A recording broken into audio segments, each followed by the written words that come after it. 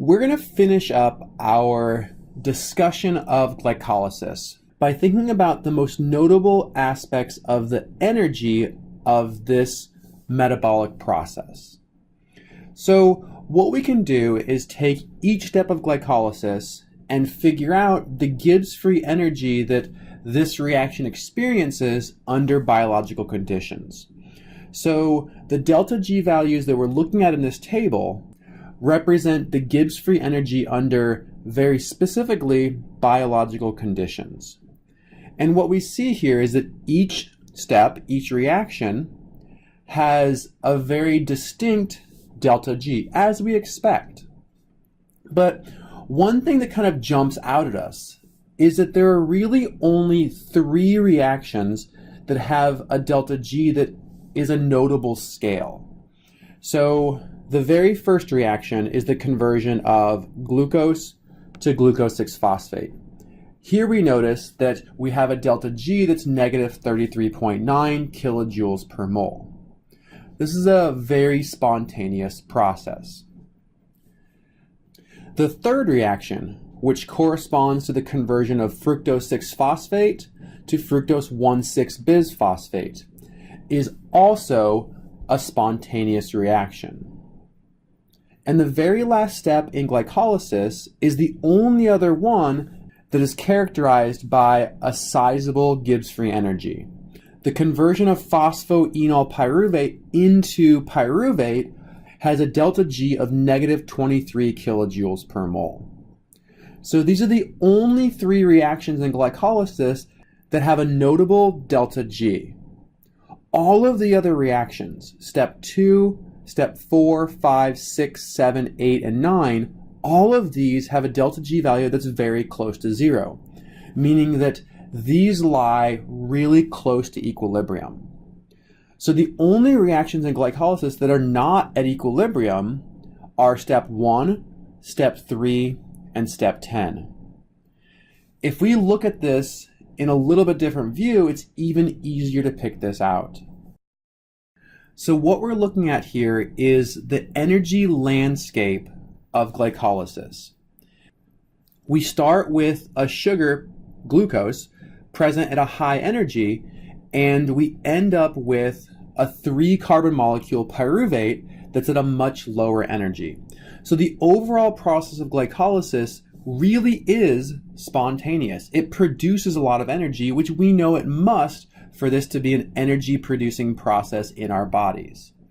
But what's so notable about this is that nearly 100% of the Gibbs free energy for glycolysis is wrapped up into 3 steps: converting glucose to glucose 6-phosphate, converting fructose 6-phosphate to fructose 1,6-bisphosphate, and converting phosphoenol pyruvate into pyruvate.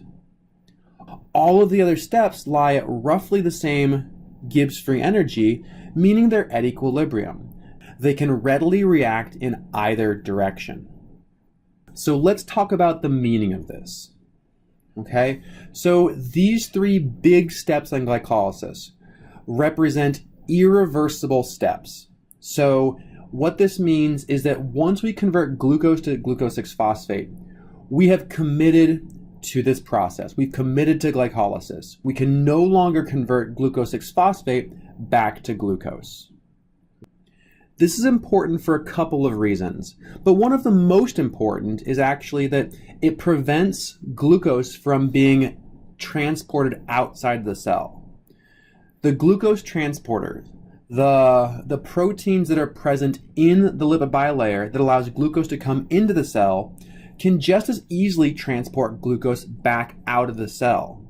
But once glucose is converted to glucose 6-phosphate, it is no longer in a form that it can be transported back outside the cell. So not only does this step commit glucose to glycolysis, it also commits glucose to staying inside the cell, which is incredibly important if we're thinking about providing energy for the cell with this molecule. The other 2 big steps in this pathway correspond to really important regulatory steps of glycolysis. So the conversion of fructose 6-phosphate to fructose 1,6-bisphosphate is catalyzed by an enzyme known as phosphofructokinase. Phosphofructokinase is very much susceptible to regulatory control by downstream molecules. So as the products of glycolysis start building up, phosphofructokinase will actually sense that, and it will no longer convert fructose 6-phosphate into fructose 1,6-bisphosphate. Instead, a different enzyme is activated. This enzyme is able to hydrolyze fructose bisphosphate back up to fructose 6-phosphate. And once we have fructose 6-phosphate, then we can now easily make glucose 6-phosphate. And the reason that's important is because glucose 6-phosphate is the form of glucose that gets converted into glycogen. And glycogen is how our cells store sugar as energy. We're going to go ahead and end this discussion here. Content that's going to come later in this class is going to leverage this information, these ideas, to help us understand how hormones can trigger the production of glycogen or the breakdown of glycogen depending upon the cell's needs. If the cell needs energy, glycogen gets broken down, whereas if the cell has enough energy, it triggers the synthesis of glycogen.